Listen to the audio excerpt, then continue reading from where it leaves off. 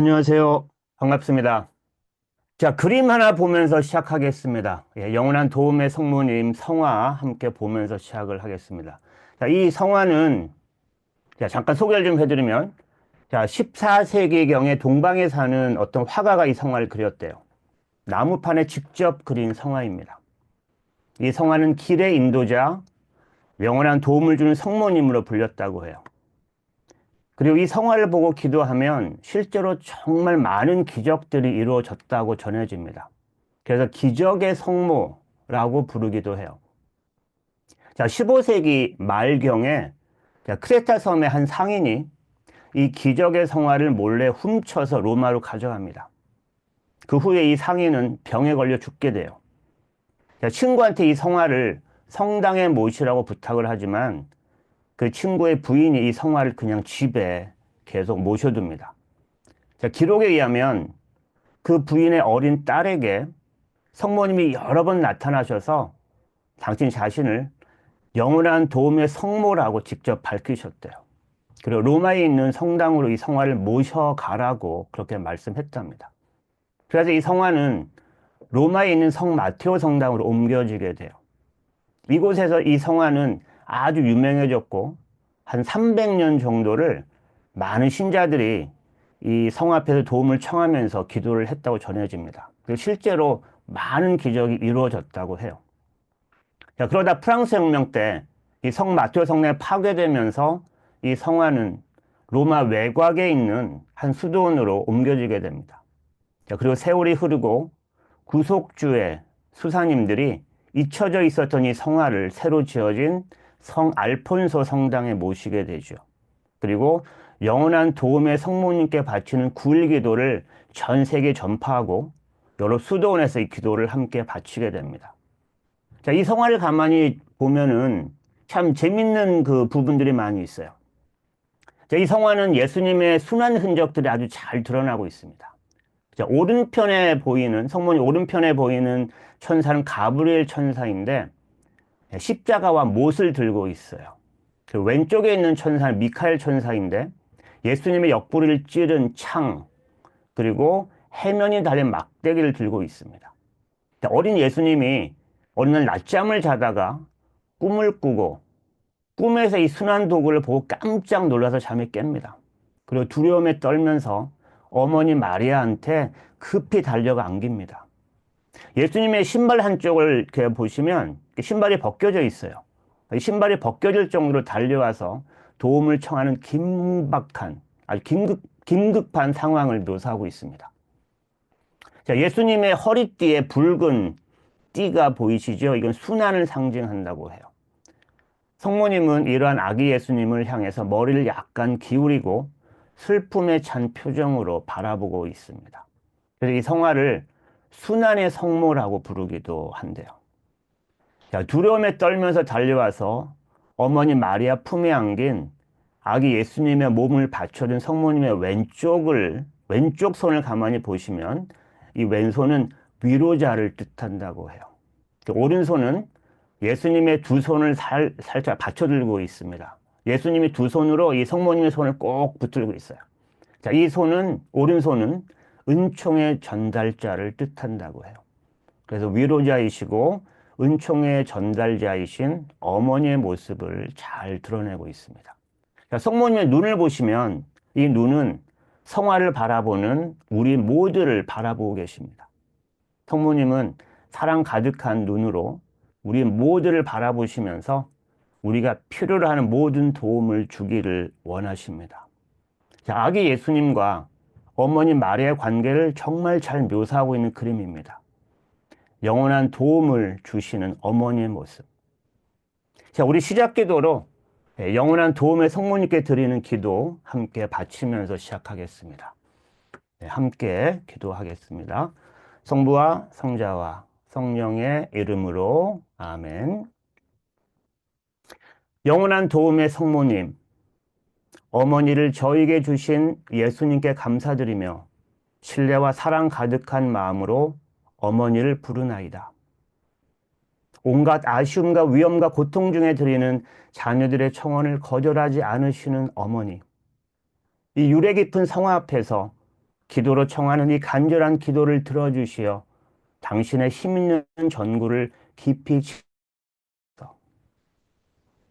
자애로우신 어머니, 그리스도의 신비체인 저희가 모든 것을 서로 나눔으로써 그리스도의 사랑을 이웃 안에 실천하게 도와주소서.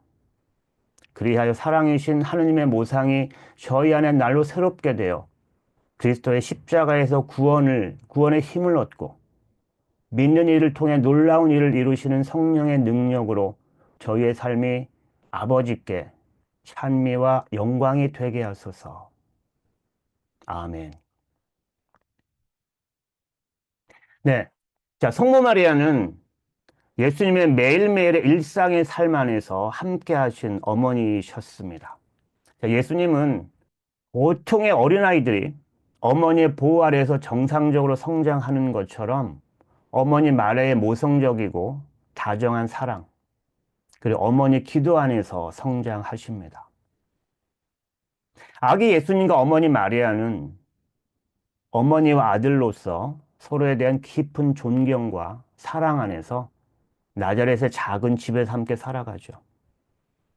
그렇게 세상의 구세주로 오신 예수님은 어머니 마리아의 보호 속에서 세상 구원의 사명을 착실하게 준비하면서 성장합니다. 자, 그런 예수님의 일상의 삶 전체를 바라보는 어머니의 마음. 어머니는 그렇게 함께 하셨습니다. 어머니 마리아는 아들 예수의 모든 것을 다 알고 계셨고, 하나하나 기억하셨고, 가슴에 담으면서 성장해 가는 예수님을 바라보았을 것입니다. 기도와 사랑으로 함께 하시면서. 세상을 위한 특별한 사명을 가지고 성장해 가시는 예수님을 바라보는 어머니의 마음이 어땠을까요?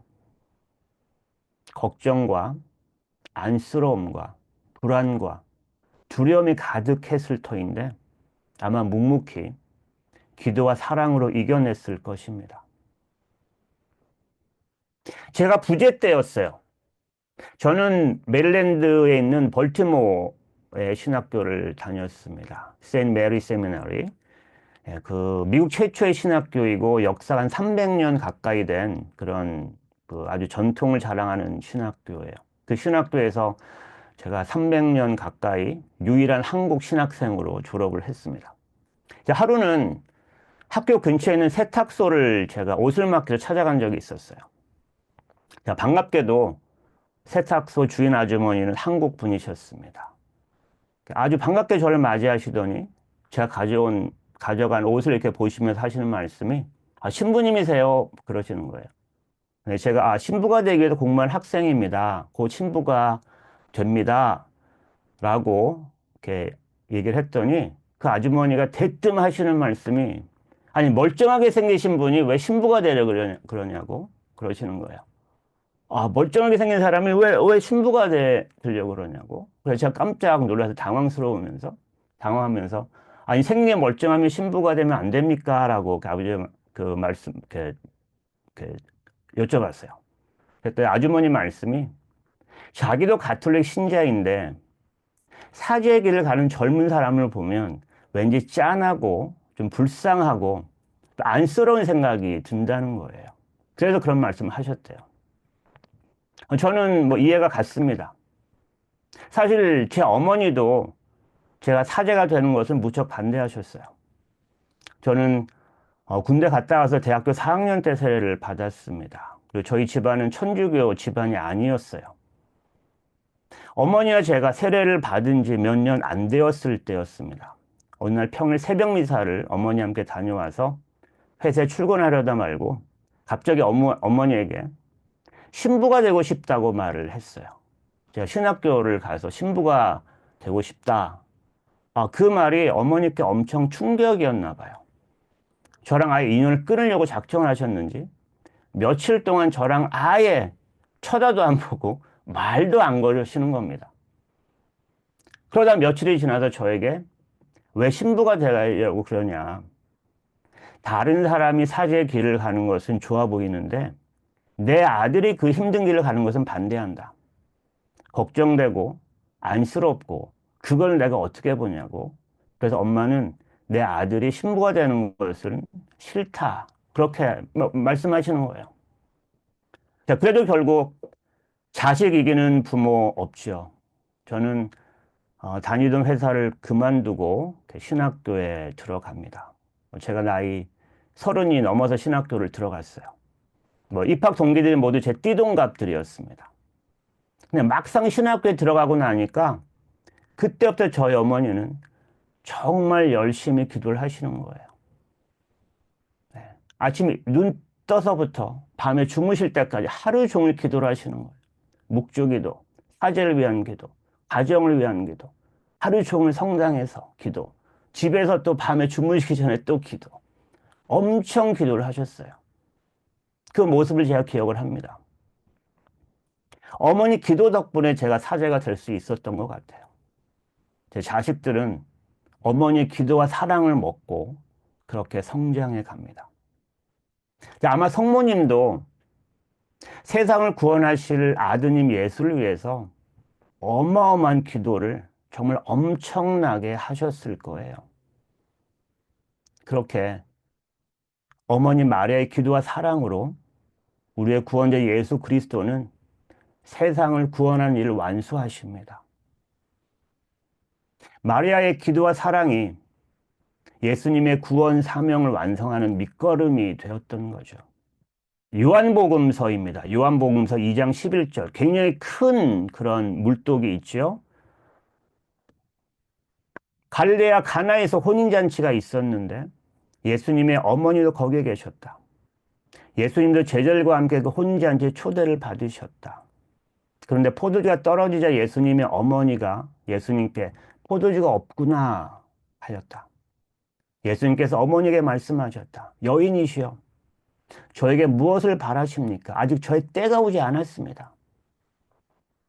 그분의 어머니는 일꾼들에게 무엇이든지 그가 시키는 대로 하여라 하고 말하였다. 거기에는 유다인들의 정결례에 쓰는 돌로 된 물독 6개가 놓여 있었는데 모두 두세 동이들이었다.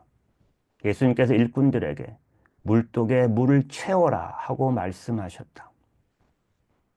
그들의 물독마다 가득 채우자 예수님께서 그들에게 다시 이제는 그것을 퍼서 과방장에게 날라다 주어라 하셨다. 그들은 곧 그것을 날라갔다. 과방장은 포도주가 된 물을 맛보고 났는지 알지 못하였지만 물을 퍼간 일꾼은 알고 있었다. 이렇게 예수님께서는 처음으로 갈릴레아 카나에서 표징을 일으키시어 당신의 영광을 드러내셨다. 그래야 제자들은 예수님을 믿게 되었다. 자, 예수님의 첫 번째 기적 이야기. 혼인잔치에서 물로 포도주를 만드는 기적입니다. 자, 예수님의 첫 번째 기적이 전해주는 특별한 메시지가 있어요. 그리고 성모님과 예수님의 관계가 아주 잘 드러나고 있습니다. 자, 이 기적은 대도시에서 일어나는 기적도 아니고 예루살렘 같은 그런 사람이 많은 곳에서 일어난 사건, 그런 기적도 아니었습니다. 잘 알려지지 않은 아주 작은 시골 마을에서 일어난 사건입니다. 그리고 이 기적은 사람들이 예수님을 메시아로 알아볼 만한 놀라운 기적도 사실 아니었어요. 무리를 걷는다거나 5천 명을 먹인다거나 병든 사람을 막 고쳐준다거나 죽은 사람을 살리는 그런 놀랄만한 기적도 아니었어요. 그냥 작은 마을에서 혼인한 젊은 부부가 겪을 곤혹스러운 상황을 모면해주기 위해서 물을 포도주로 바꾼 그냥 일상의 아주 작은 기적이었습니다. 그리고 이 기적은 또 다른 사람들은 눈치도 못 채요. 성모님과 몇몇 제자들만 알고 있었던 기적입니다.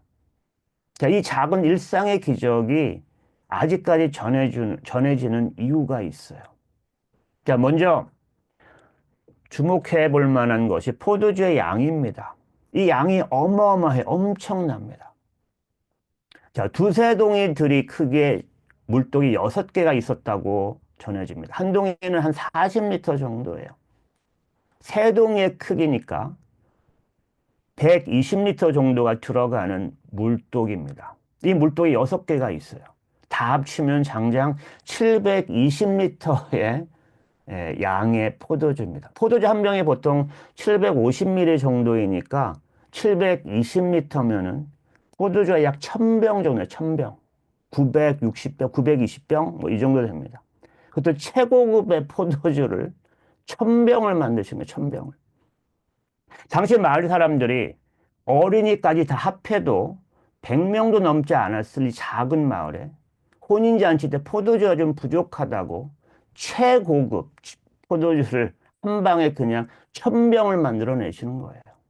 엄청난 양입니다. 저는 이 대목에서 예수님께 완전히 반했어요. 제가 포도주를 즐겨 마시는데 예수님만 따라 살면 평생 포도주 걱정은 안 해도 될 것 같았어요. 생각해 보세요. 평생 최고급 포도주를 마실 수 있다면 끊이지 않고 대박입니다. 너무 좋아요. 자, 예수님은 절대 우리처럼 째째하지 않습니다. 한 번 베풀면 엄청납니다. 이거 첫 번째 기적이었습니다. 일상의 평범한 사건 속에서 엄청난 은혜를 베푸시는 거죠. 하느님의 놀라운 능력은 우리의 작은 일상생활 안에서 늘 일어나고 있습니다. 그것도 아주 풍성하게. 이것이 가나의 혼인잔치가 주는 메시지예요. 자, 그리고 여기서 정말 정말 놀라운 대목이 하나 있습니다.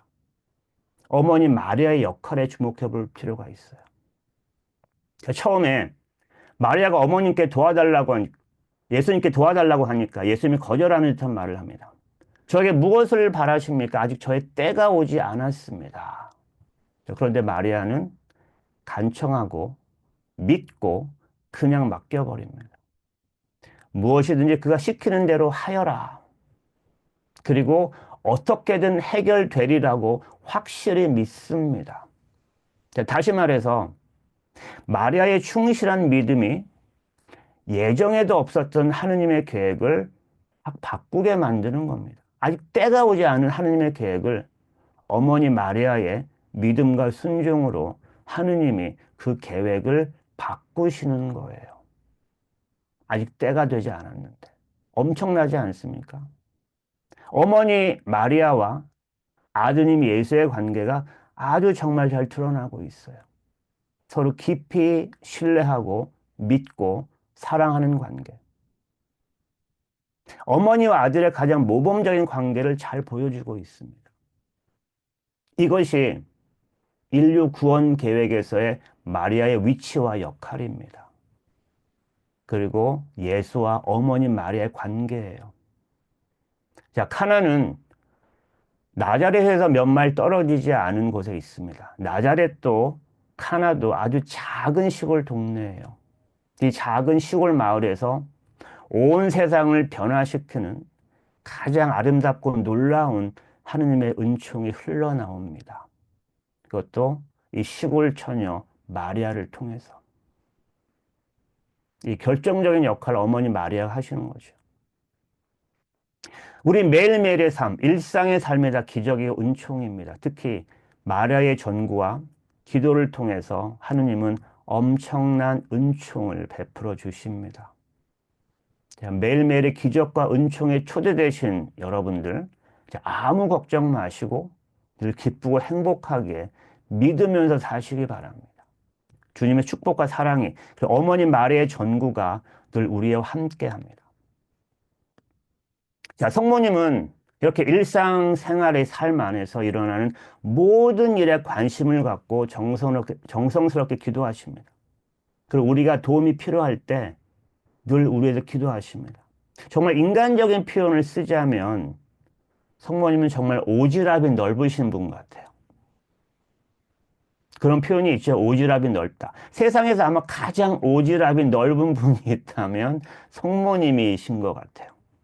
누가 난처한 상황에 처하면 절대 그냥 지나치지 않습니다.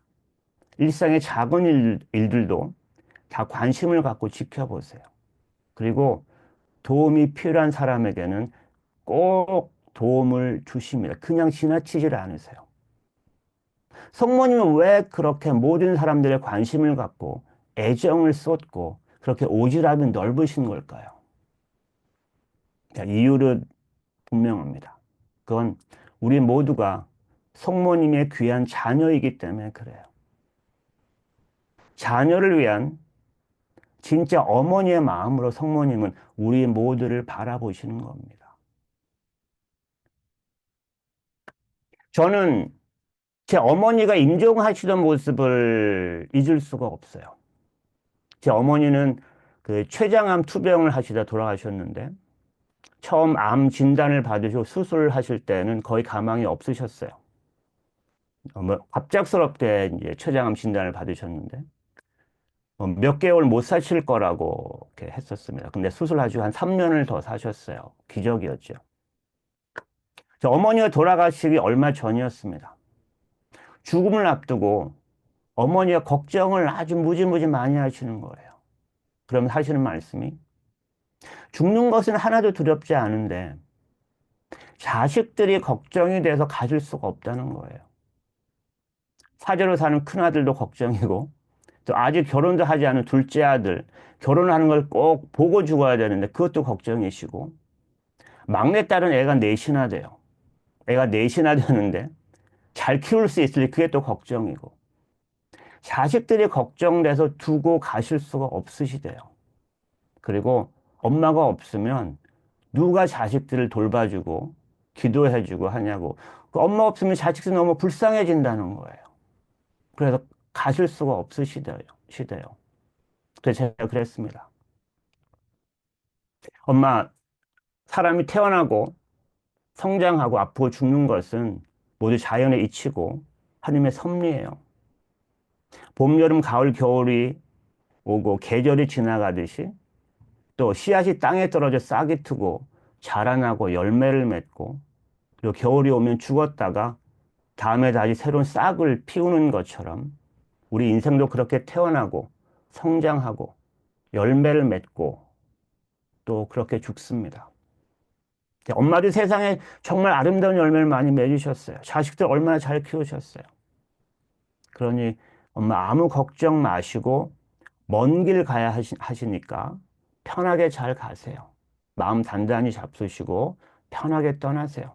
큰아들 사제로 잘 살아갈 겁니다. 둘째 아들 결혼 안 했지만 아주 재밌게 잘 살고 있어요. 막내딸 넷이나 되는 아이들 축복 속에서 잘 키울 테니 아무 걱정 말고 편안하게 그렇게 떠나세요.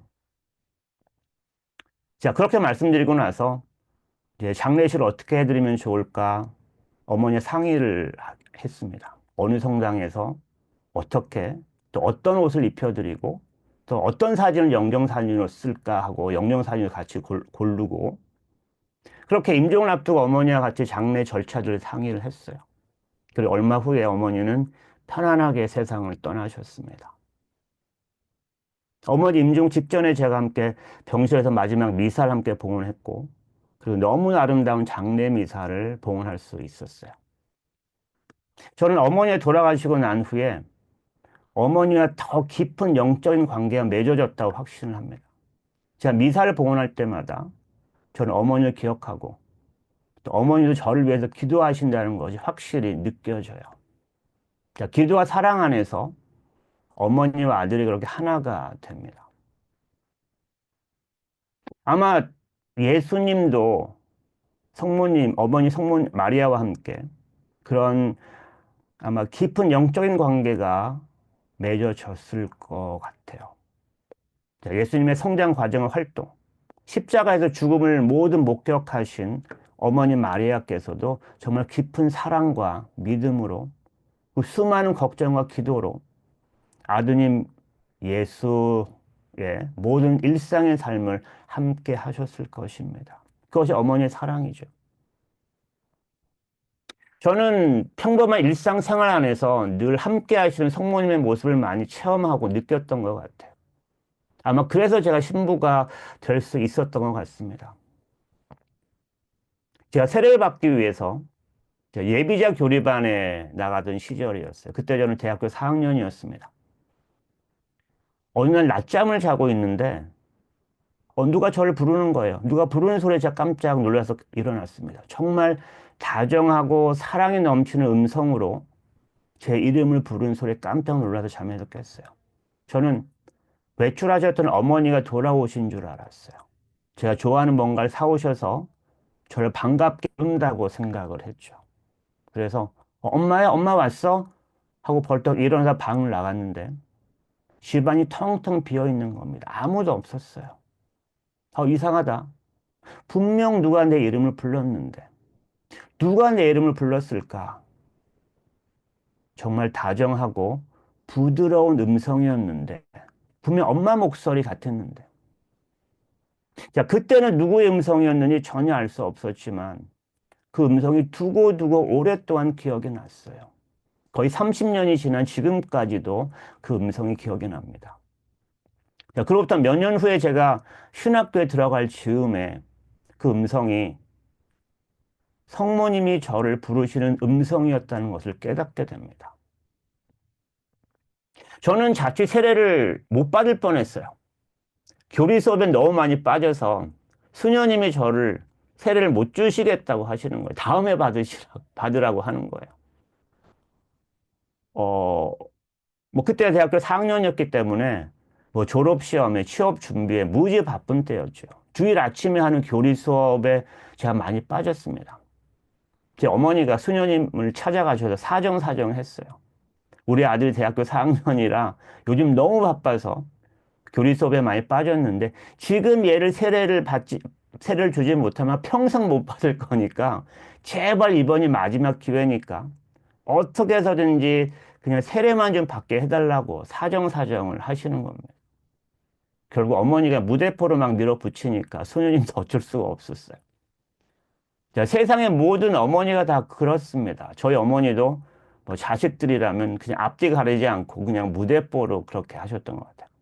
할 수 없이 수녀님이 제 세례를 받도록 허락을 하시면서 조건을 하나 사셨어요. 제가 세례를 받자마자 바로 청년 레지오에 들어가서 활동을 하는 거였어요. 그러면서 청년 레지오 단원들을 그 자리에서 막 소개를 시켜주는 거예요. 그렇게 겨우 세례를 받고 청년 레지오에 입단하게 됩니다. 그리고 묵주기도를 배웠어요. 묵주기도를 하기 시작한 것이 지금 돌이켜보면 제 인생을 완전히 바꾸어 버립니다. 레지오 단원이 되면 뭐 묵주기도를 열심히 해야 된다고 그래요. 막 세례를 받고 아무것도 모르니까 시키는 대로 다 했죠. 뭐 시간이 날 때마다 묵주기도 하는 습관이 생겼습니다. 자, 묵주기도를 하니까 좋았던 것이 마음이 참 편안해져요. 취업 걱정, 졸업시험 걱정 등 그 많던 걱정거리도 없어지고 또 어머니가 함께 기도한다고 생각하니 기분도 되게 좋았습니다. 또 진짜로 묵주기도를 하니까 모든 일들이 순조롭게 잘 풀리는 것 같았어요. 어려운 취업시험에 당당히 합격을 합니다. 면접시험을 보러 갔는데 사람들이 엄청 많이 와 있는 거예요. 에라 모르겠다. 묵주기도 좀 하고 성모성도 막 하고 그렇게 면접시험을 봤습니다. 성모님이 도와주시겠지. 그리고 그냥 편안한 마음으로 떨어져도 좋다는 기분으로 그냥 면접을 했어요. 결과는 당당히 합격입니다. 나중에 알고 봤더니 한 300대 1의 경쟁을 뚫고 합격을 했어요. 자, 그때부터 제가 묵주기도 바친 습관이 생겼어요. 그리고 묵주기도를 하면 다 이루어진다는 믿음이 그때 생겼습니다. 실제로 모든 일들이 아주 순조롭게 잘 됐어요. 묵주기도의 힘이었다고 저는 믿습니다. 늘 주머니에 묵주가 있었어요. 그리고 잠시라도 시간이 나면 항상 묵주를 꺼내서 기도를 했습니다. 지금 생각해도 참 착실한 청년이었던 것 같아요. 자, 묵주기도를 하면서 함께 계신 성모님의 사랑과 관심이 느껴졌어요. 제 일상생활 안에서 성모님은 저의 모든 것에 귀를 기울이고 저를 도와주시고 보호해 주셨다는 것을 저는 살아가면서 점점 확실하게 깨닫고 느끼게 됩니다. 자, 우리가 살다 보면 언제든 위기와 시련을 겪는 순간이 오게 마련이죠. 자, 많은 심리학자들이나 상담 전문가들이 말하기를 인생은 크게 세 가지 단계가 있다고 해요. 첫 번째 단계가 열정기, 그리고 두 번째 단계가 권태기, 혹은 암흑기, 그리고 그 어려운 시기가 지나고 나면 성숙기가 온대요. 우리 인생이 이렇게 세 가지 단계가 계속 반복이 된다고 합니다. 우리가 새로운 일을 시작할 때마다 열정이 넘치죠. 자, 비즈니스를 처음 시작한다거나 새롭게 어떤 일을 시작하게 되면 열정이 막 넘치는 시기입니다. 열정의 시기. 새롭게 인간관계를 시작할 때 열정이 넘쳐요.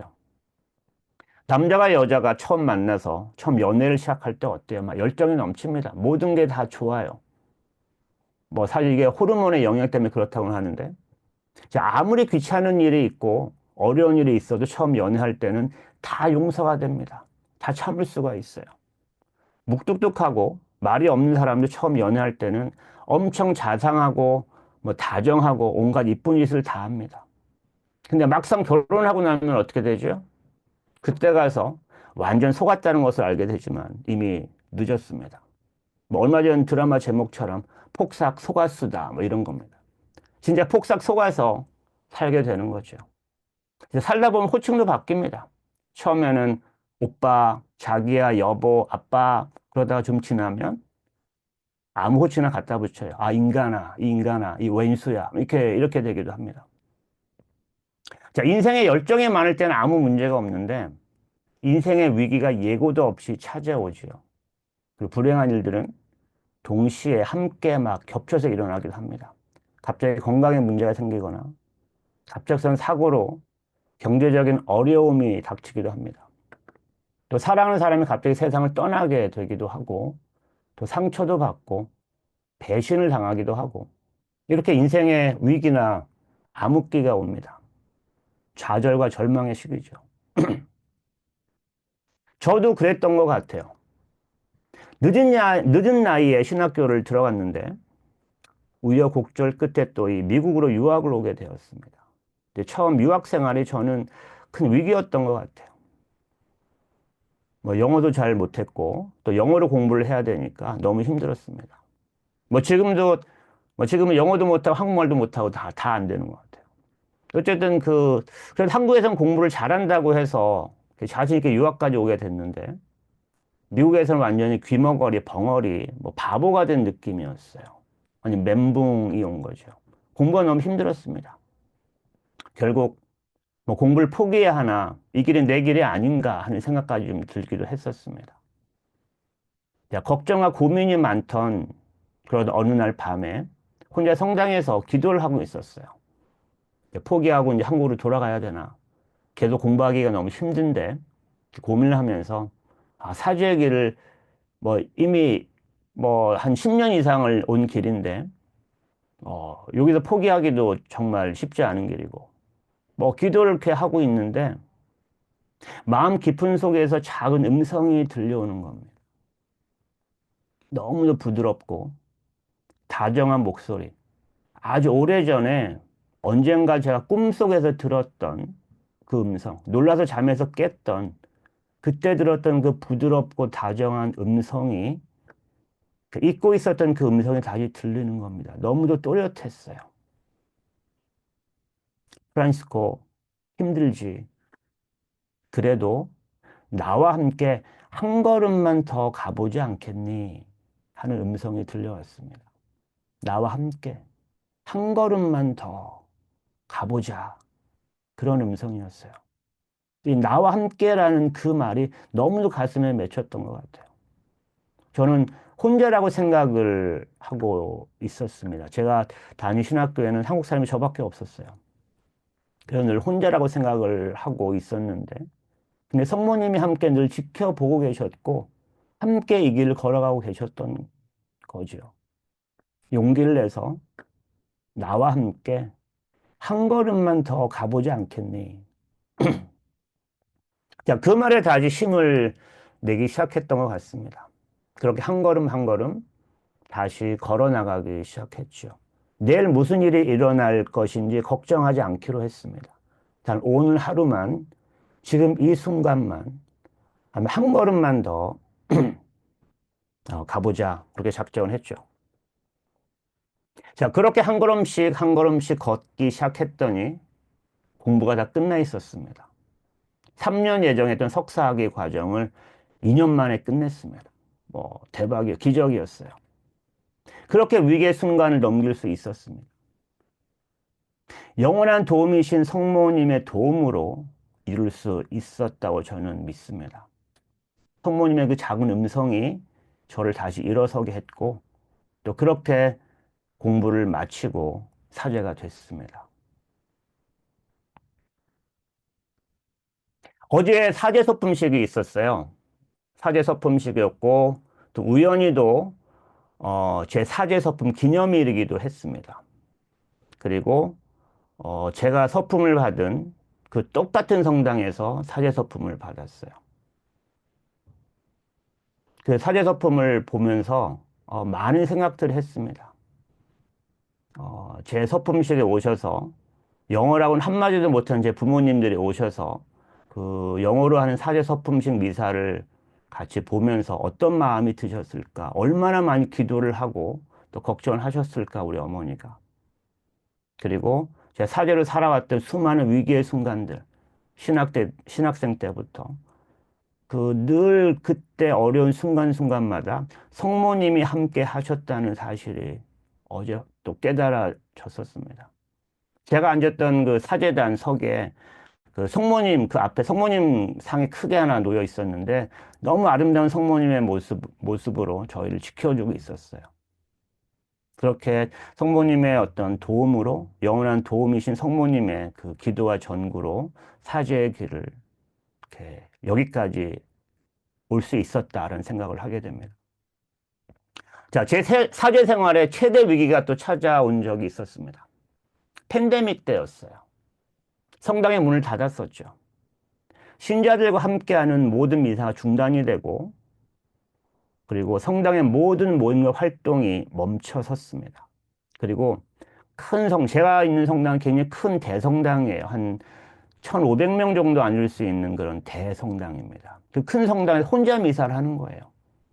텅 빈 성당에서 신자는 아무도 없고, 미사 방송을 위해서 카메라만 놓고 카메라 앞에서 혼자 미사를 하는 거죠. 그리고 하루 종일 사제관에 혼자 있었고, 찾아오는 사람도 없고, 걸려오는 전화도 없고, 할 일도 없고, 밥도 혼자 해서 혼자 먹고, 그렇게 몇 개월을 살았었죠. 우리 모두에게 위기의 어떤 상황이었습니다. 제 사제 생활의 위기이기도 했습니다. 내가 왜 이렇게 살고 있는지 회의감도 오고, 좀 우울한 마음이 들기도 하고, 그래서 거기를 떠나고 싶었어요. 근데 갈 데도 없었죠, 사실. 그때 제가 결단을 내리고 혼자서 뭐 가방 간단히 꾸려서 떠났죠. 자, 메주고리에서 성모님이 발현하신 산에서 성모상 앞에서 앉아서 한참을 기도를 하는데 그때였어요. 마음속에 뜨거운 뭔가 올라오는 거예요. 그리고 제 마음 깊은 속에서 음성이 들려오는 겁니다. 너무나도 부드럽고 따뜻하고 자상한 음성. 아주 오래전에 꿈에서 들었던 그 음성, 또 몇 년 전에 신학교에서 기도하다가 들었던 그 음성이 또다시 들려왔어요.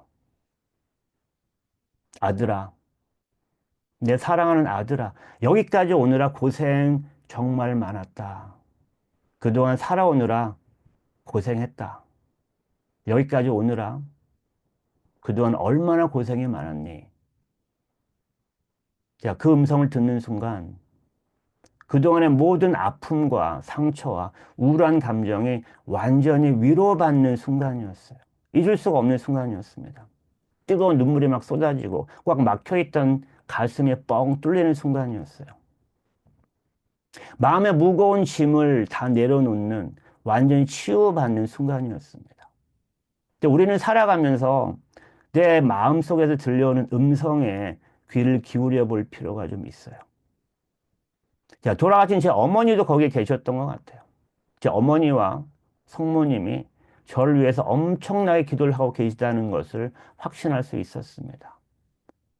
그리고 제가 살아가는 매 순간순간마다 저를 바라보고 계시고, 저를 응원하고 계시고, 저를 위해서 기도하고 계셨다는 그 사실이, 저는 혼자가 아니었다는 사실이 확실하게 느껴졌습니다. 그렇게 성모님의 음성을 듣고 돌아온 적이 있었어요. 자, 인생의 위기가 지나면 인생의 성숙기가 옵니다. 지금은 아주 기쁘고 행복한 사제로 잘 살아가고 있습니다. 자, 성모님은 자, 우리 모두에게 마음 깊은 속에서 이렇게 말씀하고 계세요. 여태 살아오느라 고생 많았구나.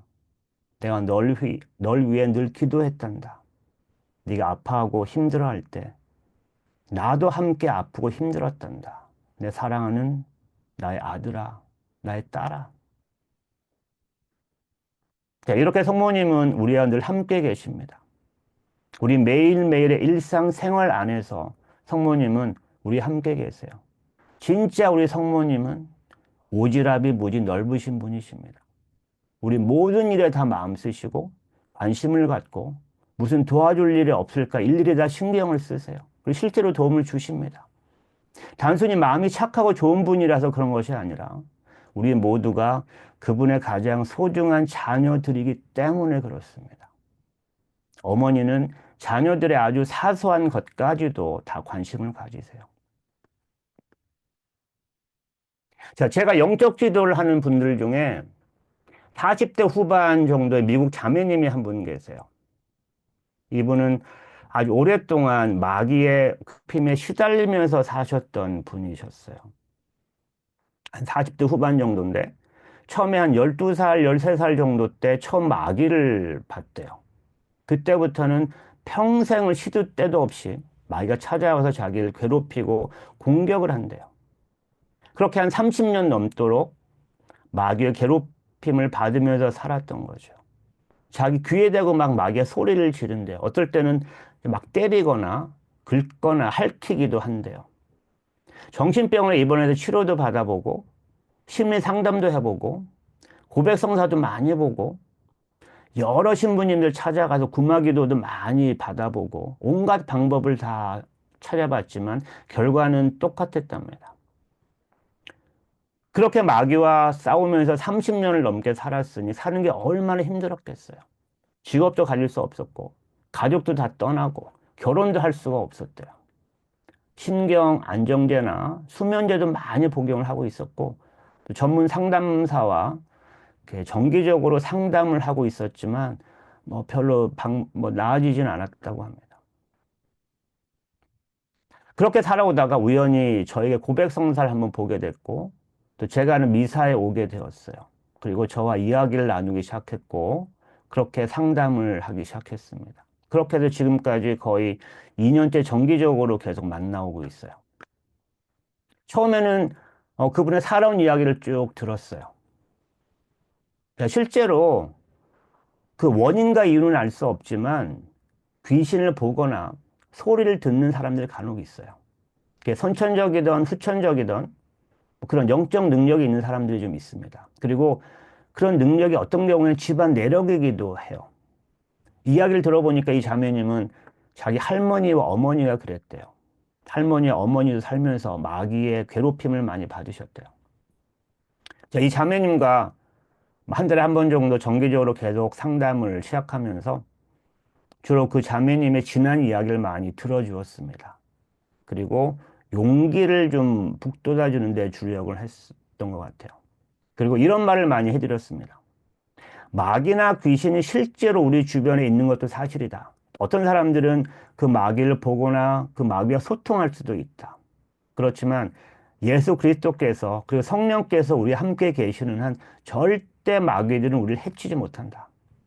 성령의 능력을 믿어야 된다. 그리고 성모님께서 우리를 위해서 늘 기도를 하신다. 이런 이야기를 주로 해드렸어요. 자, 그 자매님과 계속 만나면서 믿음을 주로 강조했습니다. 무조건 성령의 강력한 힘을 믿어야 된다. 마귀는 절대 성령을 이길 수 없다. 그리고 마귀가 나타나고 소리가 들려도 꿋꿋하게 흔들리지 말고 기도를 계속해야 된다.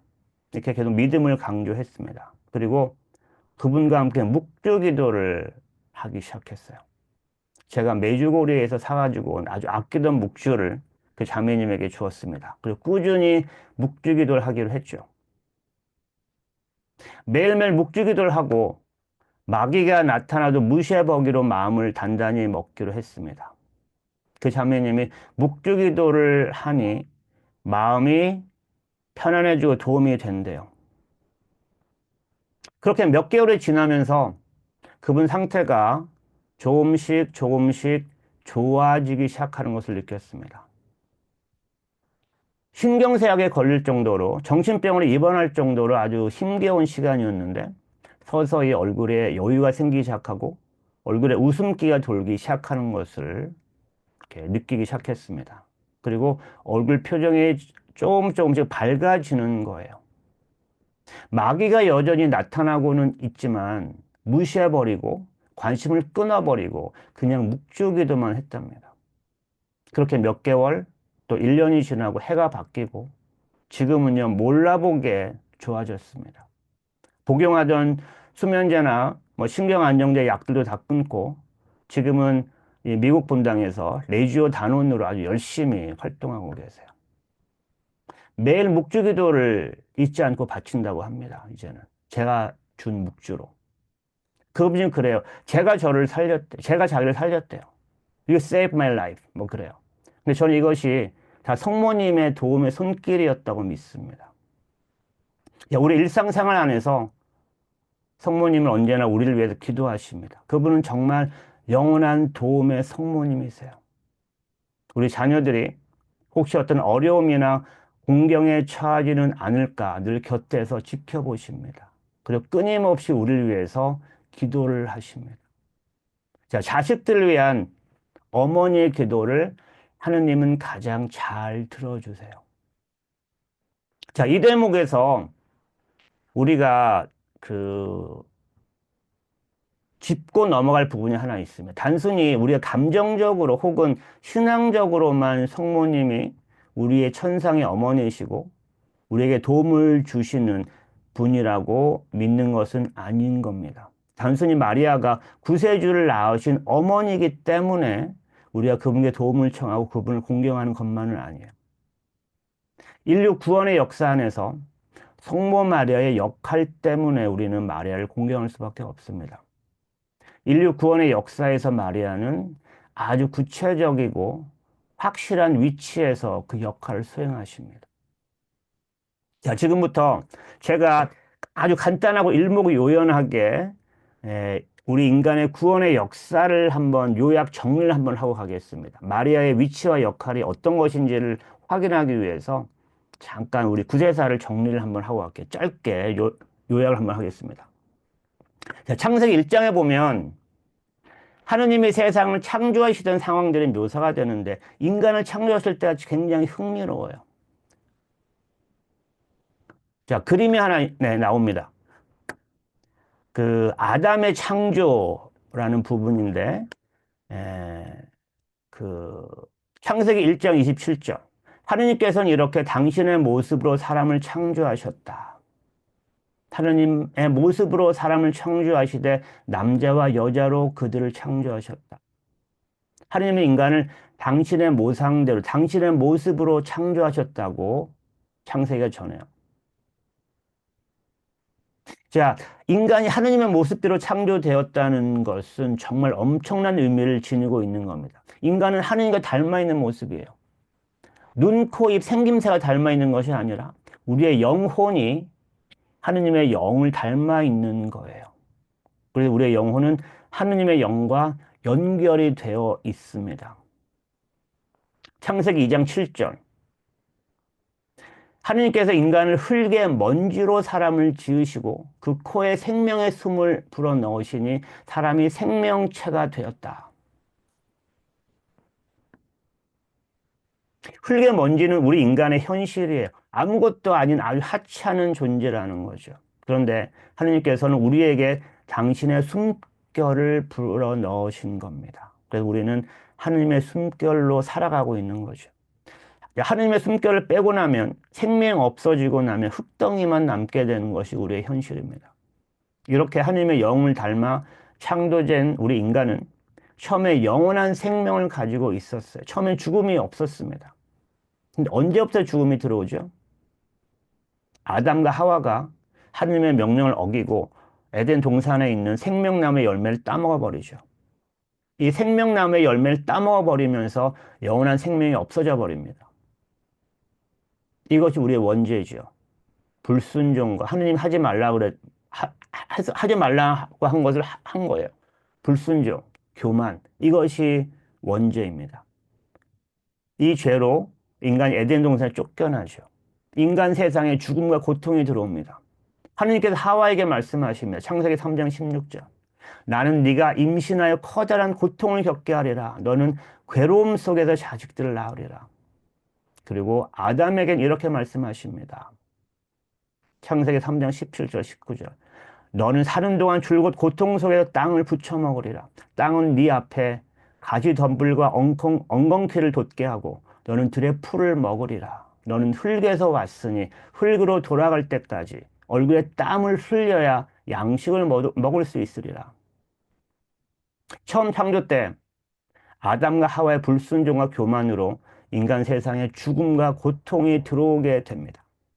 자, 그런데 하느님은 인간에게 끊임없이 구원의 손길을 보내세요. 영원한 생명을 가지고 하느님의 영과 연결되어 있었던 원래의 모습대로, 원래의 보신이 아름다웠던 그 모습대로 회복을 시켜주려고 끊임없이 하느님은 우리 인간에게 손길을 보내십니다. 구약의 수많은 예언자들을 통해서. 그래도 인간은 여전히 회개하지 않고 죄에 갇혀 삽니다. 자, 결정적으로 그리고 마지막으로 하느님은 외아들 예수 그리스도를 세상에 보내시죠. 그 예수 그리스도를 통해서 인류의 구원이 완성이 됩니다. 바로 이때 마리아가 결정적인 역할을 하죠. 마리아의 순명을 통해서 세상에 구원자가 오시게 되는 겁니다. 아주 대조적입니다. 처음 창조 때 아담과 하와의 불순종으로 인류가 타락의 길로 빠졌다면 예수 그리스도와 마리아의 순명으로 인간이 비로소 다시 구원됩니다. 이것이 새로운 창조, 예수 그리스도를 통해서, 마리아를 통해서 타락했던 인간이 새롭게 구원된 인간으로 새로운 창조가 이루어지는 겁니다. 그래서 예수 그리스도를 새 아담이라는 의미로 해석을 하죠. 자, 구약시대의 창조에서 아담의 불순종과 교만으로 죄와 죽음이 들어왔지만 신약의 새로운 창조에서 새 아담인 예수 그리스도의 순종으로 인류는 다시 구원됩니다. 그리고 마리아는 새 하와의 의미로 해석이 돼요. 구약의 창조에서 하와의 불순종으로 죄와 죽음이 들어왔지만 신약의 새로운 창조에서 새 하와인 마리아의 순종으로 예수 그리스도를 통한 세상의 구원이 시작되는 겁니다. 하느님이 놀라운 인간의 구원 사업에 인간의 협조를 필요로 하셨어요. 그것도 아주 작은 시골 마을에 아주 평범한 소녀의 놀라운 믿음과 신앙의 응답으로 인류 구원 사업을 시작하십니다. 이것이 하느님 구원 사업에서 마리아의 위치와 역할이에요. 자, 예수 탄생을 예고하는 그 그림이 하나 있습니다. 엔젤리코라는 화가가 그린 그림인데 마리아가 천사 가브리엘 만나는 장면입니다. 가브리엘 천사와 마리아는 둘 다 가슴에 양팔을 포개고 서로에 대한 공경을 드러내고 있어요.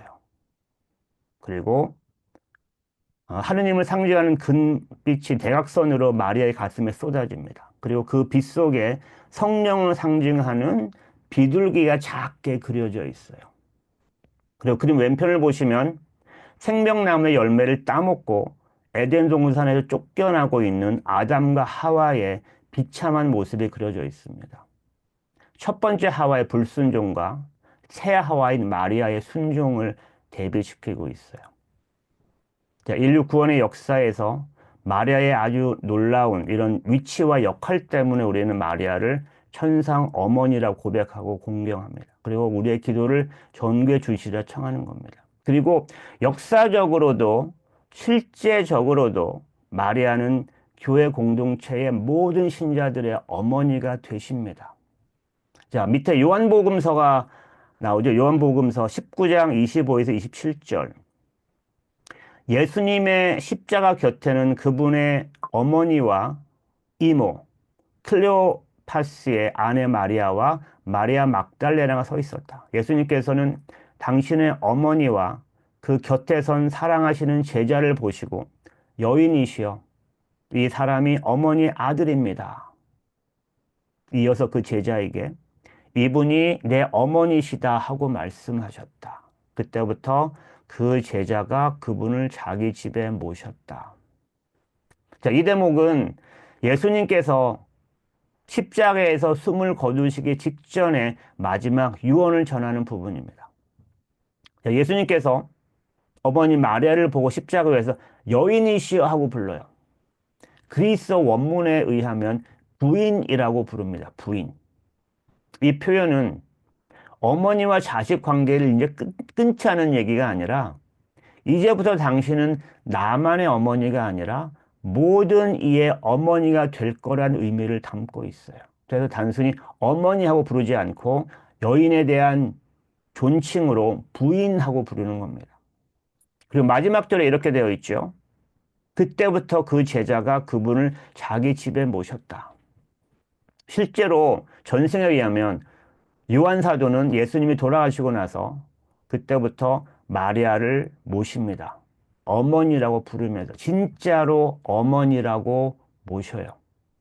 자, 예수님이 부활하시고 승천하신 다음에 제자들의 공동체가 형성이 되죠. 그 공동체에서 마리아는 돌아가실 때까지 제자들과 함께 사십니다. 그리고 모든 공동체 신자들이 남녀노소 할 것 없이 전부 마리아를 어머니라고 부르고 어머니로 모십니다. 그리고 실제로 마리아는 그 모든 이들에게 따뜻하고 다정하고 위로자의 모습으로 진짜 어머니의 역할을 합니다. 공동체에 아픈 사람이 있으면 실제 어머니가 하듯이 정성껏 간호하고 돌봐주고, 잔치가 있으면 손수 음식을 장만해주고, 제자들에게 손수 옷도 지어주고 밥도 해주고 집안 청소도 해주고 빨래도 해주고, 그리고 따뜻한 마음을 안아주고, 하루 종일 고생하고 돌아온 그 제자들 다정하게 맞아주고 용기와 힘을 북돋아주고, 또 좀 절망하고 실망하고 그런 제자들이 있으면 따뜻하게 안아주고, 그렇게 마리아는 남은 여생을 초대 공동체에서 신자들과 함께 살면서 진짜로 어머니의 역할을 했고, 신자들은 마리아를 진짜 어머니라고 부르고 따릅니다. 그리고 마리아가 죽고 난 후에도 전 공동체 신자들은 마리아를 어머니로 기억하고 그 어머니께 기도를 청하고 도와달라고 합니다. 그렇게 자연스럽고도 당연하게 마리아는 초대 공동체 시절부터 모든 신자들의 어머니, 교회 공동체의 진짜 어머니가 되셨던 거죠. 자, 세월이 흘러서 지금까지도 우리는 마리아를 어머니로 기억하고 어머니로 모시는 겁니다. 초대 공동체부터 늘 어머니의 역할을 해오셨던 성모님, 지금까지도 우리 교회 공동체 신자들에게 어머니의 역할을 계속 하고 계시는 겁니다. 뭐 실제 성모님은 돌아가시지 않으셨고 깊은 잠에 드신 것으로 그런 모습으로 승천했다고 전해지죠. 그렇게 여전히 성모님은 천상에서 지금 모든 교회 공동체의 어머니가 되어 주시는 겁니다. 천상 모이신 어머니, 성모 마리아의 호칭이 이렇게 생긴 거예요. 역사적인 어떤 체험과 사실에서 비롯된 겁니다. 우리 신앙은 단순히 누가 교리를 만들어내서 믿으라고 한 그런 교리가 아니라 실제 체험을 바탕으로 목격 증인들에 의해서 만들어진 신앙입니다. 예수님의 부활을 목격한 사람들이 직접 전해준 신앙이고, 성모님과 함께 초대 공동체에서 함께 복음을 전파하며 살아왔던 그 신자들의 생생한 증언과 체험을 바탕으로 만들어진 신앙이에요. 그래서 우리 신앙은 살아있는 신앙입니다. 예수님도 살아계시지만 성모님도 살아계시는 거예요.